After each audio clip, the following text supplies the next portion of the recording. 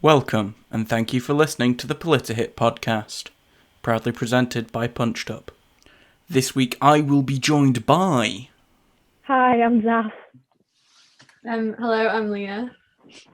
Hi, I'm Will. Hello, I'm Eden. And I'm Roman. And let's get started talking about indoctrination. So, we've all been there. We've all been 14-year-old boys, except, of course, for Leah and Zafira. And we've all been watching our Black Ops 2 trick shot videos, and then all of a sudden, feminist cringe appears in the recommended. And you click on it because cringe is funny. And then you fall down a rabbit hole of Ben Shapiro. Definitely not speaking from experience. I'm not quote him this week. Hypothetically, I would. But there's only so many jokes I can make about AOC's feet. So why is the internet dangerous? That's the first question. Well, I was reading a study from the Data Society, and basically the idea is a lot of political YouTubers are connected. So if you get into the feminist cringe thing and then you move on to Ben Shapiro, he's then got other people who he lends his platform to, who you then get transferred over to white nationalist side of YouTube. So it's kind of a harmful chain of events. Well, it's a whole argument of free speech, and we need to allow free speech. However, it's whether that free speech then monitored towards and recommended to these hypothetical 14-year-old boys, Roman. Hypothetical, definitely not me. Hate speech. That's the careful thing that you've got to make sure, because the second some of these far, not going to blame on just right, but far anything, people start commenting and making content, you've got to monitor them, but you can't let them go too far in their own direction without intervening and stopping them from spreading hate speech, because some of them get to that point. I think that is the issue. They allow racism and misogyny as long as you don't explicitly say slurs or things that they can class as hate speech. So as long as you're not saying specific words, they can't remove you from the platform. They've got to allow it to carry on. It's like Twitter with Trump. It took them 4 years. Yeah. But he was ultimately using a quite powerful platform for horrendous purposes. He didn't drum up support in a legitimate way. He used perhaps the ideal of social media as a tool for change, and managed to find a group of people angry enough to listen to him, to follow him, and then that drums up the controversy. And in the 21st century, we rely so much on celebrity, we use that to bias what we think about. I think it's not just the YouTube algorithm as well. If you Google things, everyone gets different results. We don't all get given the same information, and that kind of pushes you along the route of, confirmation bias and filter bubbles, where you don't get the full story on things because of what you've viewed in the past. That explains those websites I get when I Google Thailand. What? Well, I was reading a book, and it basically said there was 2 left-wing women who had very similar views and lived in a similar location, and both of them Googled BP. One of them gets investment information, but the other one gets news stories about oil spills. So it's simple things like that, where algorithms that do take into account what you searched before remove a lot of the information that you should be getting. And then there's also the issue of how we're told things. So, the reason hypothetical 14-year-old boys, who definitely are not me, Your Honour, I swear, fall in love with people like Ben Shapiro and Milo Yiannopoulos, and maybe even Katie Hopkins, unfortunately. The reason they do actually start to sympathise with these quite dodgy views it's because they're presented in a funny way. Ben Shapiro uses quite a bit of wit and humour to say things like, everyone will sell their houses who lives on the coast to move inland as sea levels rise. Bit dodgy that, Ben. And Milo Yiannopoulos uses logic, in quotation marks, to shut down ideas of trans rights and racism. But because they do it in a funny way and 14-year-olds care more about wit than fact, that's just true, isn't it? I was watching a thing, I think it was Vox ages ago, not Fox, Vox. And it was talking about how the Facebook algorithm is basically built for that, because everything it suggests to you comes from what you've seen. So the further you go down a rabbit hole, the further and the worse it gets, which then shifts your Overton window, meaning you start to accept worse and worse things as normal, which is pretty much how Trump's presidency went. But it was about that shift in seeing the far right things just seem so normal that you think everything else that's not what you're seeing is just wrong, which is the danger in using such things as Facebook, which is why I try and avoid it. But all social media, like you said, YouTube, the more you get into it, the further it recommends you into that corner of it. You don't get to see things outside your worldview. I think that is the issue as well. Like, the networking between the influencers means that you do incrementally see different views, and it slowly does push you to accepting white nationalist and white supremacist ideas eventually. It's the issue of platform, isn't it? We sort of give individuals this almost like godlike messianic position within our own lives and our own thought. We start thinking about them as we would deities or actually important things like food, drink, and booze. And then because we've started thinking of them as not people, as something more, we start to see their views as fact as opposed to opinion. Yeah, and people who idolize Ben Shapiro will then take anyone that he has on his channel as being like a pretty credible source because they think Ben Shapiro is a credible source. Mm-hmm. Well, that's quite funny because I very recently is that I have actually had Ben Shapiro come up on my Facebook, because I sit there and watch dog videos on Facebook, and then 1 minute Ben Shapiro comes up, I watch it and I go, oh no, and then it carries on and you get more because you've clicked on it and it sees that as interaction. Precisely. And it's a bit sick.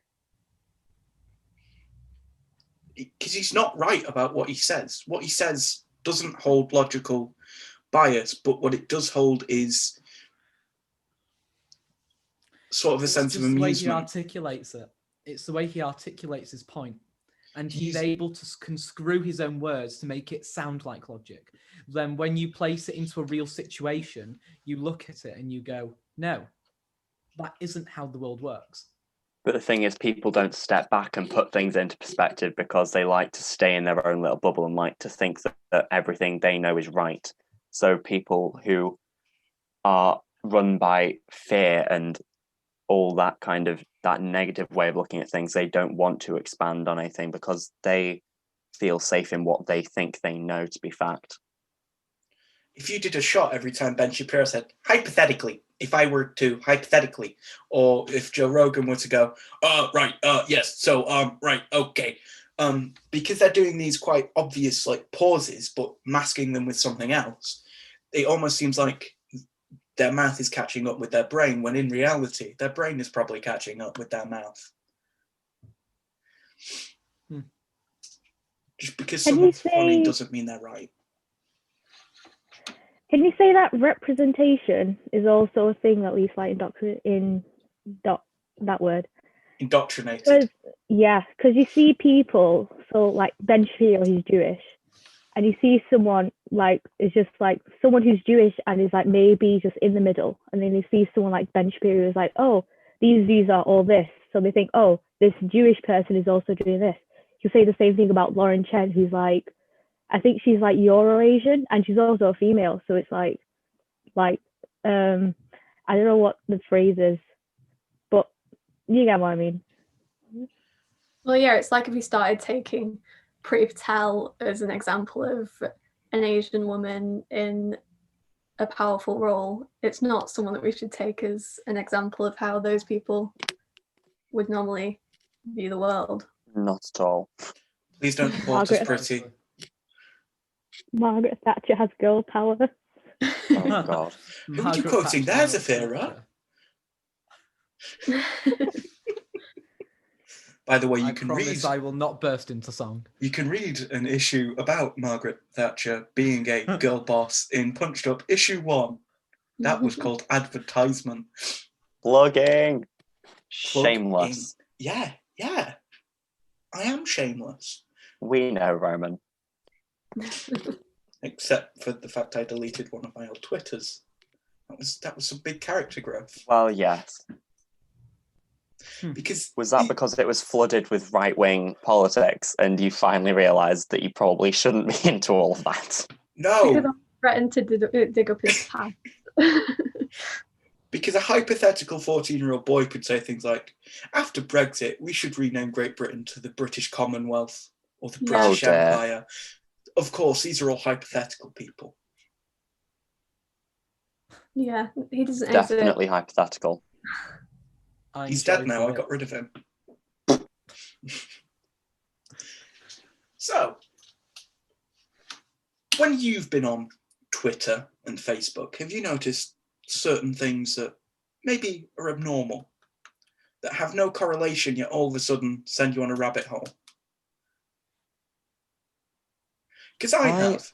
I don't find that, because I mostly avoided politics for a while, and I only actually follow one political thing on my Facebook, I think. Not my Facebook, my Twitter now, and it's actually a French left-wing newspaper, which is mostly for the French and not for the politics. So I'm lucky in the sense that I haven't thrown myself down that way of the internet yet. But I think it will happen as I become more politically active. Well, I've been interested in politics. I've only really been in left-wing circles, so I've not had the same, chain of events leading to Ben Shapiro. So. No, I've definitely not found myself anywhere near that end of the political spectrum. Look, it wasn't on purpose for hypothetical teenage boys. It just happens. But it's not just... You look at... Go on. I was going to say, no, it's fine. You look at a video of Boris Johnson singing, what was he name? I remember. But he was singing something. It was posted around Christmas by Lad Bible. But and then all of a sudden you see pro-Tory propaganda, I'm going to call it, pop up on Facebook. And you question your life choices. But it's not just social media where this issue is. It's in the mainstream media. Everything from Star Wars to the news ultimately has a bias, even if some people are blind to that bias. People who hate the sequels. The unfortunate thing is everything has a bias. Everything does, and everything radicalizes us in different ways. Maybe not completely radicalizes us, but I know for a fact that Star Wars probably makes me think maybe going to war is a bad idea. I don't want to have to fly an X-Wing. Seeing people's basic human rights having them stripped away from them definitely radicalised me in some way. I'm not sure how, but I'm not a Tory. So there's probably a link somewhere in there. Well, just because some people were doesn't mean they're terrible people now. They were in the past. No, of course not, because we don't stand cancel culture, because that doesn't allow for growth or learning. That's exactly it, where we should allow people to grow, not just... Cancel culture arises once again from the issue of platforming someone to the point we see them as a messianic figure. Because However, that being said, if you love someone and they're a dear friend, you are fully allowed to laugh at the fact that they used to think Tories were right. Completely. Fair fine. Of course, not that any of us were once Tories or even Lib Definitely not. Dems. Hypothetically. Hypothetically. This is a hypothetical teenage boy, as Ben Shapiro would say. Oh, fuck, I need to put a pound in the jar. I need to put a pound in 2 separate jars there. Do you want No, to that's put the one in pronoun fire? jar, Eden. Put that one shit. down. You need to put a pound in the jar now. I've not done anything. You swore. Oh, no. Oh, no. Yeah. I don't have a pound to my name. I'm a musician. Maybe we should platform musicians. They deserve money. Yeah, I agree. Anyway, just because we think someone's funny or inspirational doesn't mean we should necessarily, hypothetically, listen to them. We've got people like Elon Musk and Donald Trump who have usually quite funny Twitters for different reasons. Elon Musk posts memes that appeal to the youth, and Donald Trump's lack of basic grammar amuses greatly. And because also, if you have the Twitter plugin that makes it look like a child wrote it, you can't tell. We're not disrespecting the President of the United States, even if he's only that for 3 more days, and he's being impeached again, so... We can't disrespect him. He's well, certainly attempted. Hypothetically. Eden, you need to put a pound in the jar now. Anytime someone says hypothetically, it's a pound in the jar, I'm afraid. And guess where the funds go? Broke musicians. Now they go to me, mate. Back to We me. know. So, They all go back to Roman and his dirty capitalism. Yeah. It's not dirty if it benefits me. I do think the main question with this whole topic though is, at what point does it start to threaten democracy, that people are kind of always enclosed in their own circles and never see the opposite side of arguments? It's dangerous. It's a delicate balancing up, really. I think it's a mindset. See, I'm just a little bit... To being enclosed and cuddled. Like, I have my own backgrounds. However, I don't go, that means I believe this. I'm very open to new ideas, new thoughts, and new opinions, because if we don't look at life like that, we're just going to be someone who's huddling with their own and looking after their own as what human nature does best. But I do think you don't always have a choice in it, with going back to the Google algorithm thing. When someone puts something into Google, they might get different information than somebody else. You don't always see the other side because the internet kind of shields it from you. So, kids, if you've learnt one thing from today's episode, it's go and hug a Tory. They probably need it. Of course, from a safe social distance and following all guidelines. Yes. Is that from your Word document of filler jokes? Don't tell people about that. You've written half of them. I can't have people knowing I'm not funny. What, talking about milk snatchers? Yeah. Even in the past, there was the whole issue of, before social media, giving people a platform. Anything from a newspaper column to a TV show where you make people's dreams come true. Just because someone outwardly seems like a good person doesn't mean that they are. And sometimes there are dirty things that come up. And you can see when... Sorry.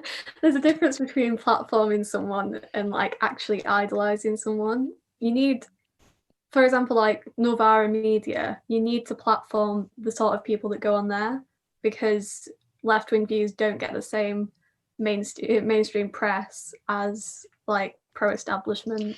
I wonder why that is. Yeah. So social media really is important for getting, even if they are more fringe views, out there. But it's when you don't go and listen to the other side. Exactly. You can see the way that in the last 20 or so years, in the way that the political when Britain we have our elections, when you can see the laws have become more and more lax about how politics can be done in our country. Back in the day when the BBC had to give everyone the same amount of airtime, and we've fast forward 20 years, we're now in a completely different political climate where people can use any form of media that they want to, really, and all of the other TV channels that we've got, you can see that those laws have become more laxed, and the government don't care because they're profiting from it, because they get more, their views seem more sensible because the country's been not censored, they've been brought up with those values, so it sounds and looks normal to us to see pro-establishment, pro-government things everywhere.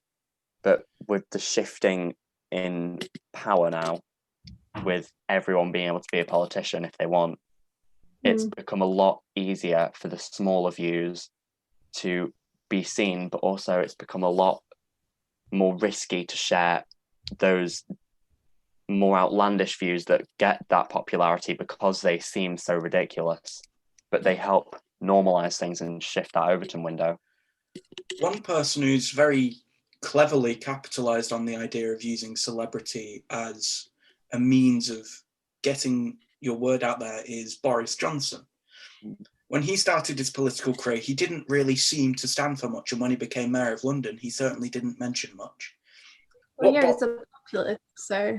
What Boris Johnson... Politician. That's what he is. What Boris Johnson did extremely cleverly is create this cartoonish Boris character. Well, it's very much a caricature. It's overtly plosh. Yes, that's what he is. Blue-eyed, blonde-haired, conservative, privately educated man who goes around saying things like, yes, beautiful blue passports and so on. And then seeming not to stand for much, but now he's somehow managed to become prime minister. He is the ultimate example of a celebrity politician, and it's worrying to see how easily that can happen. Well, we've seen with Trump, people can just run for things for a laugh, especially with things like Kanye as well. It's become so easy to spread your message thanks to social media, and that indoctrination is becoming a lot more quickly felt and easily spread through populations. Well, I believe, especially at this moment's climate, no one has, and especially for the people who have lost faith in the government, it's so much easier for a celebrity figure to come out there like Boris Johnson. And the way that, quite smartly, the year before, his father was on I'm a Celebrity, and they was able to get the Johnson name out among the working class, let's say, because it's quite a sad fact that, especially the area that I come from, not going to say where it is, but go on, you can dox yourself. I'm all right. That you could put a monkey in a three-piece suit and they will be voted in Labour. Like, that is very unfortunate, but that background still exists. And I think we need, I think, going back to what I was saying, that Boris is very smart. He's much more intellectual than we think, and we completely look at incompetent though. It's Boris. It's Boris. But I feel like there's something going on. And he's not running the show. He's not running any show. He's just waving his arms around and clapping for the AHS and looking like a buffoon. That's probably why Priti Patel and Rishi Sunak and big... But what you find is that his cabinet is much more opinionated than him. Like, he's a figurehead. The whole food package incident and everything Priti Patel does, whenever it's brought up in Commons, he always looks dumbfounded and like he has no idea what's actually occurring. He is the monkey in the three-piece suit of the Tory party, as Eden beautifully put it. Thank you. He's just there so a group of quite sinister individuals can hone in on this celebrity figurehead to get what they want done. Maybe I don't want to be that person, but isn't there like a Black Mirror episode on this? Love that. Because like it's I don't know what the guy is, but it's like a cartoon character, and he voices it, and then one day he just gets really upset, and he just starts saying, "Oh, the government does this," and eventually that cartoon character becomes like prime minister or something like that. It was very much like a Nigel Farage figure if it got more out of hand and he actually got voted in as prime minister. What makes me laugh about Nigel Farage is that he just thinks he's great. And all the problems that happened in UKIP, he's like, oh, I'm not part of that now. Like, that's their issue. I'm amazing. I'm Nigel Farage. It's quite funny. I find him hilarious as well when he walks around like holding a pint in any possible photo, pretending to be working class, because that's who he's trying to appeal to. It's just hilarious. What I think Nigel Farage is the opposite of Boris Johnson. He's trying to use politics to become a celebrity. I honestly think if the issue wasn't the European Union at the time, he would have stood for something along the lines of capital punishment or potentially even gay marriage. It wouldn't have mattered what the issue was. We would have always had Nigel Farage in British politics. He just would have stood for something equally as terrible to drum up controversy and draw up celebrity. Well, I'm pretty sure that Nigel Farage is a figure that would, no matter what was going on, he would just oppose everything. Well, it's the way that he started that like kind of anti-lockdown party.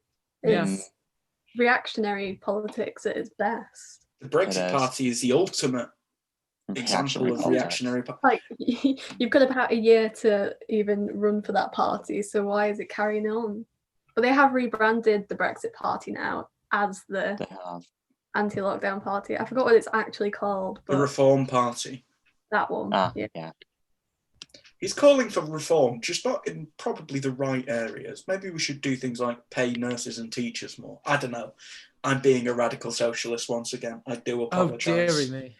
I'll put a pound in the jar, and it's everybody's. That was another one of the filler jokes Eden wrote for me. Reactionary politics has become such a problem, I think, thanks to the ease of social media and online indoctrination. It's so easy to make a joke and have it just become a meme.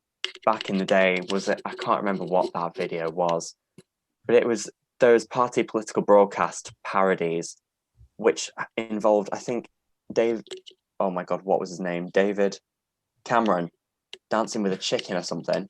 He certainly did more than that with a pig. We are aware. No, but things like that, they didn't spread as well as they do now. The political landscape 10 years ago didn't rely on celebrity as much as it does now. No. Everyone from Keir Starmer with his constant abstaining and smearing of other politicians on Twitter to Nigel Farage with his deluded ramblings are all completely using the idea of celebrity as a tool for change, which sort of worryingly speaks to what's going on in the world. And on that note, we've got less than a minute of this Zoom call left because I refuse to pay for Zoom Premium once again. We hope you all have a week. From me, it's goodbye. And from them, it's probably screams of relief that this is now over. Yes. Very much. That was sarcastic. It's been a pleasure. It's always a pleasure with you, Eden. Oh, dear. Oh, that's going in as well. Yeah, it is. Edit this. I'm not editing that bit. These don't get edited. No, they don't. Goodbye!